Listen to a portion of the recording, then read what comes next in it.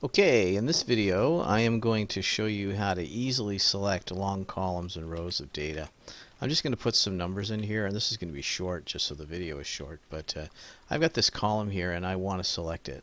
One way I can do that is I can put my mouse in the middle of cell C4 here where the 12 is, left hold my mouse and just drag it, and that will easily select it.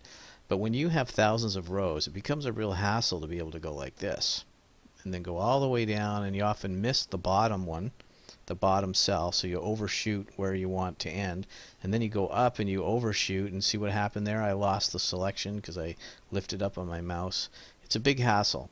So you want to be able to select an entire column of data without having to pull your mouse anywhere. You do that using keystrokes. And this is how I'm going to do it, and I'm just going to write it over here. You're going to hold the shift key, tap the end key. So look around on your keyboard for the end key. Mine is at to the right of the keyboard, the main keyboard, kind of a little bit higher.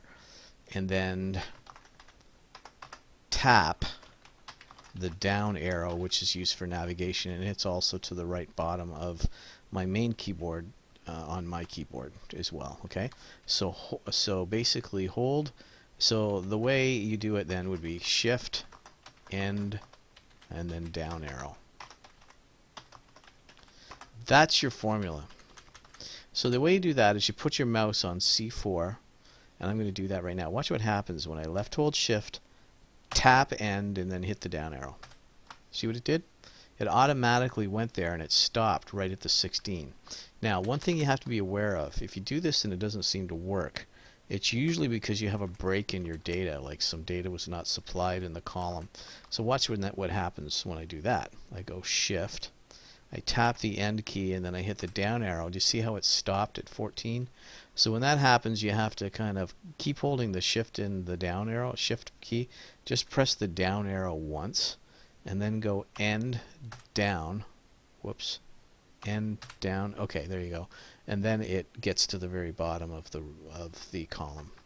Okay, and you can also do this with not only with columns, but you can also do it with rows. The only thing that changes is you use the right arrow instead of the down arrow. So this is another example. Let's just say we have some numbers this way. Okay, what I'm going to do is I'm going to put my mouse on cell E12, where the 12 is, coincidentally. I'm going to hold the shift key, I'm going to tap the end key, and then I'm going to hit the right arrow. And then that selects the entire row. So that's an easy tip to help you get around in Microsoft Excel in terms of selecting various columns and rows. Another trick I use a lot is in a big spreadsheet, sometimes you get lost in it. So what I'll do is I'll just go Control Home, and when I do that, I left hold the Control key and press Home. It takes me to cell A1. That's really useful.